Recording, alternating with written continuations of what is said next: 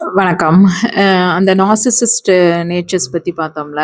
ஆக்சுவலா எப்படி அப்படின்னா, இவங்க வந்து தெரியவே தெரியாது அப்படின்னு சொல்லிருக்காங்க. ரொம்ப வருஷமானாலும் வந்து இது வந்து இவங்கள வந்து கண்டுபிடிக்க முடியாது. அந்த அளவுக்கு இவங்க முகத்தோடயே சேர்த்தே முகமூடி போட்டிருப்பாங்க. முகமறிய முகமூடி போட்டிருப்பாங்க.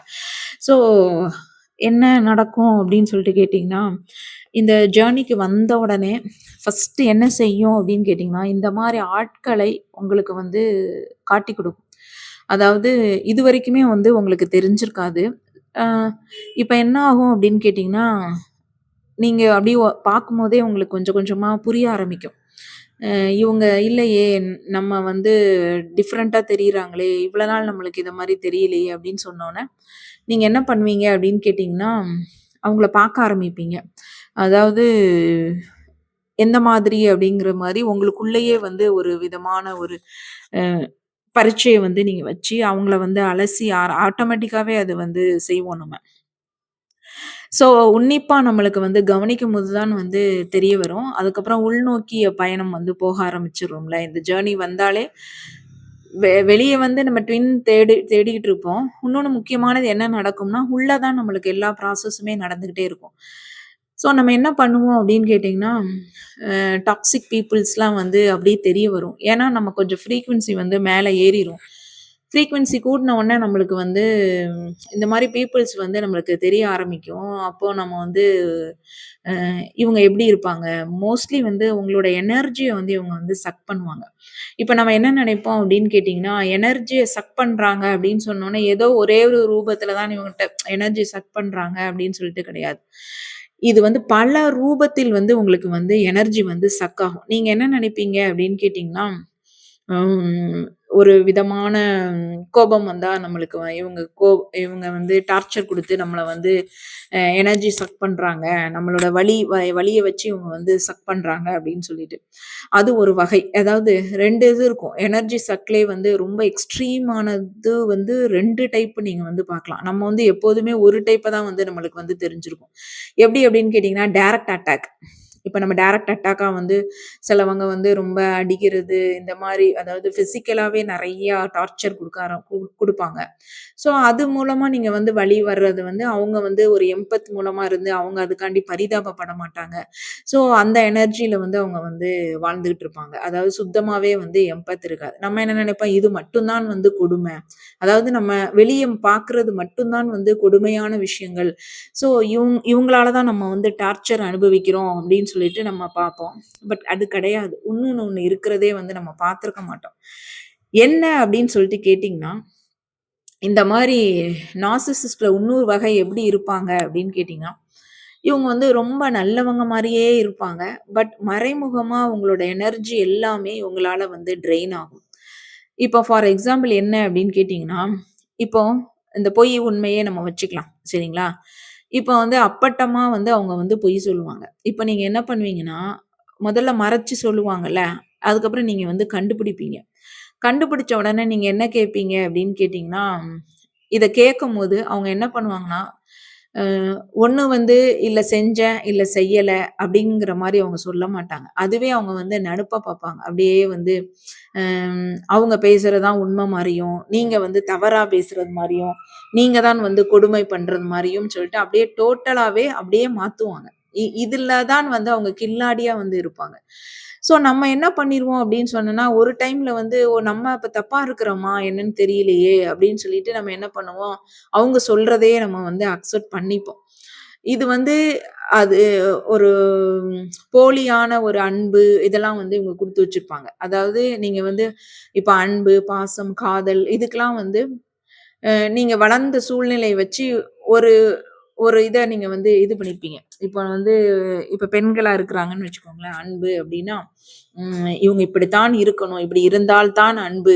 அதாவது தாய் என்றால் இப்படிதான் இருக்கணும்னு சொல்லிட்டு, ஒரு விதமான சர்டன் ரூல்ஸ் போட்டிருப்போம். அந்த ரூல்ஸ மீறி ஒரு தாய் செய்றாங்க அப்படின்னு சொன்னா, உடனே என்ன பண்ணிருவோம்னா, இவங்க தாய்க்கு வந்து லாயக்கே கிடையாதுன்னு சொல்லிட்டு தள்ளி வச்சுருவோம்.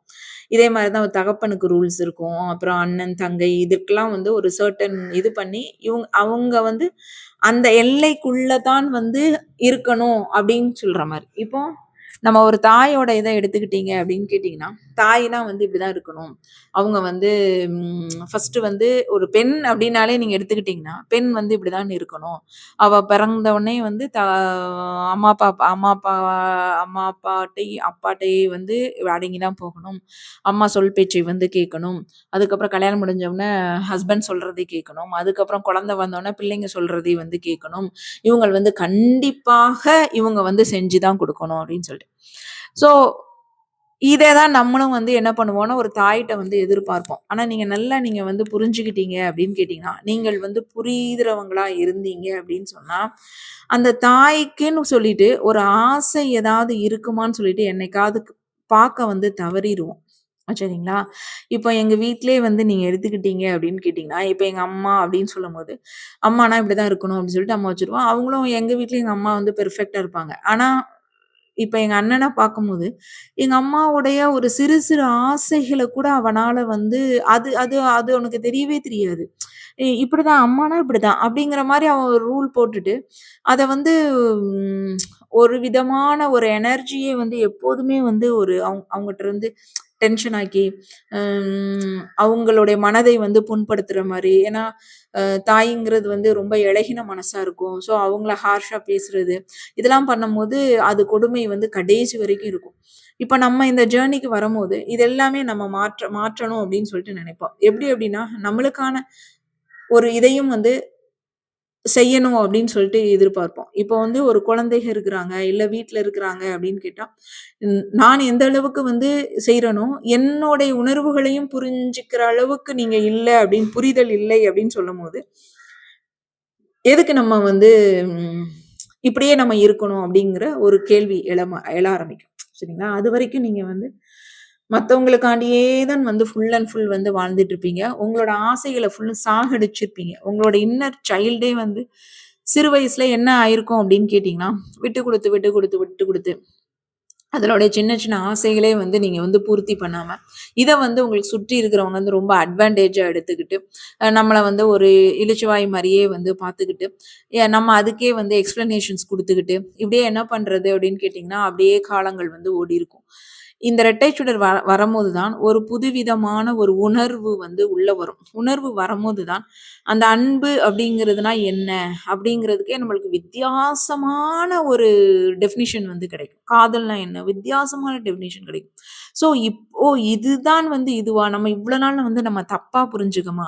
எனர்ஜி எல்லாமே நம்மளுக்கு வந்து ட்ரெயின் ஆயிருக்கே! இந்த மாரி டாக்ஸிக் பீப்பிள்ஸ்ட்டே வந்து நம்ம வந்து அ இருந்துகிட்டு இருக்கோமே! ஸோ இதுல இருந்து நம்மளுக்காண்டி நம்ம வந்து எப்போ நம்ம ஆசைக்காண்டி நம்ம எப்போ வாழப்போறோம்?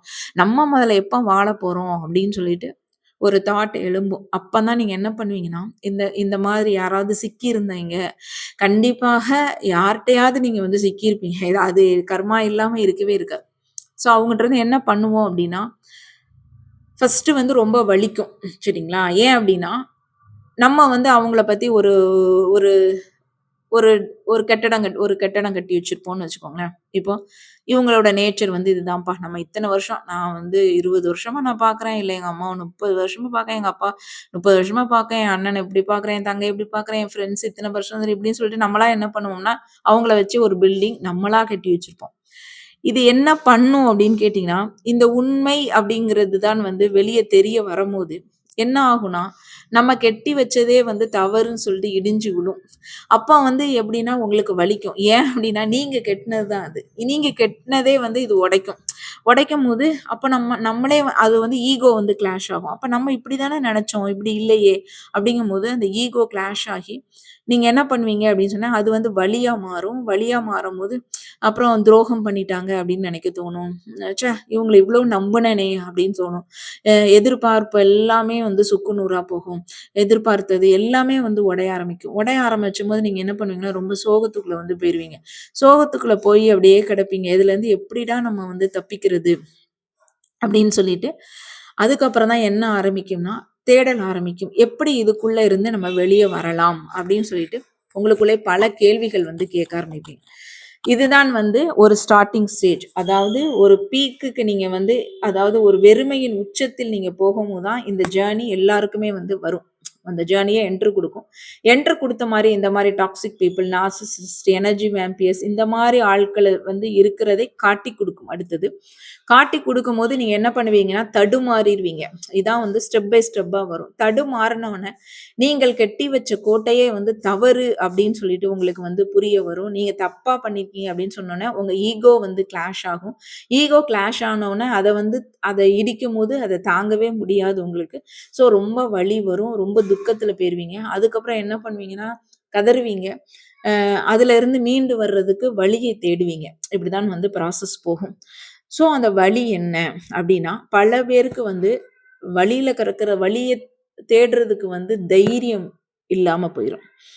அதாவது முயற்சி பண்ணாதான் வந்து எல்லாமே கிடைக்கும். ஸோ இப்படிதான் இருக்கு அப்படின்னு சொல்லி தெரிஞ்ச உடனே திருப்பி திருப்பி வந்து இவங்க எனக்கு டார்ச்சர் கொடுக்குறாங்க, இவங்க கிட்ட வந்து நான் இப்படியே தான் வந்து நான் இருந்துகிட்டே இருக்கிறேன், எனக்கு வந்து இதுல இருந்து எப்படி மீண்டு போறது வந்து தெரியல அப்படின்னு சொன்னாங்க. ஃபர்ஸ்ட் என்ன அப்படின்னு கேட்டீங்கன்னா, உங்களுடைய மனதை வந்து பக்குவப்படுத்தணும். இதுதான் இதுல மெயின். மனம் மட்டும்தான் வந்து பக்குவப்படணும்.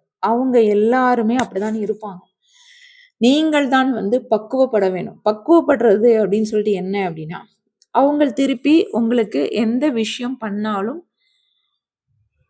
அதற்காக நீங்க வந்து கவலைப்படாத அளவுக்கு உங்கள் மனதை வந்து தைரியமாக ஆக்கிரும், ஸ்ட்ராங்கா ஆக்கிரும். அதுக்கப்புறம் என்ன நடக்கும் அப்படின்னு கேட்டீங்கன்னா, அவங்க பழையபடி அதே தான் செய்வாங்க. நீங்க என்ன ஆயிருவீங்கன்னா ஃப்ரீ ஆயிருவீங்க. அப்பதான் வந்து அந்த வலி வந்து உங்களுக்கு போயிரும். இந்த நிலைக்கு வந்ததுக்கு அப்புறம் தான் நம்ம எப்படி நம்மளுக்காண்டி வாழலாம் அப்படின்னு சொல்லிட்டு நீங்க வந்து தேட ஆரம்பிப்பீங்க.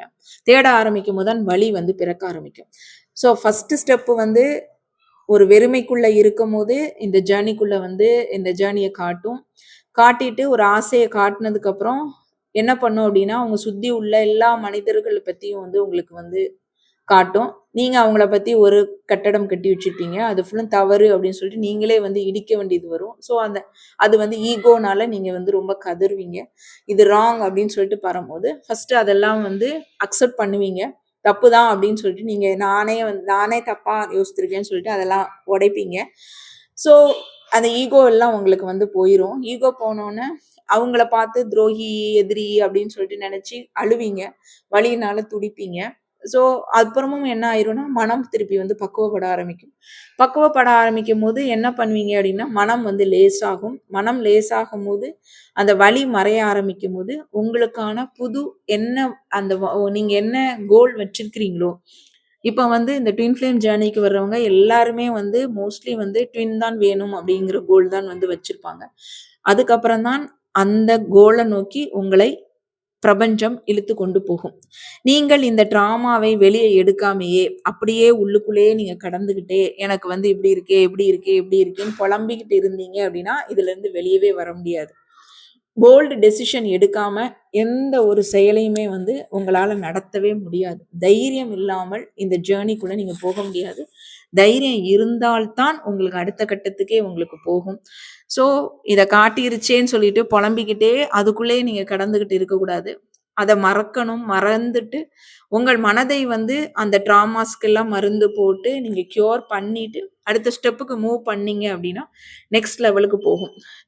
இது வந்து நான் சொல்றது வந்து ட்வின் ஃப்ளேம் ஜேர்னிக்குள்ள நீங்க அந்த ட்வின் ஃப்ளேம் ஜேர்னினால நீங்க வந்து அடுத்த கட்டத்துக்கு எப்படி போவீங்க? அது இண்டிவிஜுவல் ஜேர்னி பாத் இருக்கு. அதாவது செப்பரேஷன்ஸ் பாத்து, அப்புறம் டார்க் நைட் ஆஃப் சோல்ஸ் இதெல்லாம் பத்தி இப்போ இனிமே வர சொல்றேன். இது வந்து ஒரு இது இது எனக்கு தெரிஞ்சு இதுவரைக்கும் இது வந்து இன்ட்ரோடக்ஷன் நான் சொல்றது. சரிங்களா? இதெல்லாம் வந்து ஜென்ரலா நம்ம தெரிஞ்சுக்க வேண்டிய பீப்பிள்ஸ் உடைய நேச்சர்ஸ், அவங்களுடைய சைக்காலஜிக்கல் நேச்சர் எப்படி இருக்கும்? அவங்கட்ட இருந்து நம்மள எப்படி பாதுகாக்கிறது அப்படிங்கிறதான். பாதுகாக்கிறது அப்படின்னு சொன்னா, அவங்க என்ன செஞ்சாலுமே உங்களுக்கு பெயின் வராம எப்படி பாதுகாக்கிறது அப்படிங்கிறத மட்டும் நீங்க தெரிஞ்சுக்கிட்டீங்கனாலே, இந்த ஜேர்னிக்குள்ள நீங்க அடுத்த ஸ்டெப்புக்கு போறதுக்கான ஒரு ஒரு வழி வந்து இறை வந்து உங்களுக்கு காட்டிரும். இத முடிக்காம உங்களுக்கு காட்டவே காட்டாது. அப்ப நீங்க இந்த லூப்புக்குள்ளேயே தான் சுத்திக்கிட்டே இருப்பீங்க. எவ்வளவு வருஷம் ஆனாலும் இறைவன் வந்து இந்த ஜேர்னிய காட்டி குடுத்துட்டு, வருஷக்கணக்காலும் நீங்க இப்படிதான் இருப்பீங்க. இதுலருந்து மாற்றமே வராது. ஸோ தைரியமான முடிவு என் ட்வின் தான் வேணும் அப்படின்னு சொல்லிட்டு நீங்க வச்சுட்டீங்கன்னா தான் இந்த ட்வின் ஃப்ளேம் ஜேர்னிக்குள்ளே போகும். இல்லன்னா உங்களுக்கு பெயின் போகவே போகாது. ஜேர்னிக்குள்ள தான் இருப்பீங்க. ஆனா பெயின் போகாது.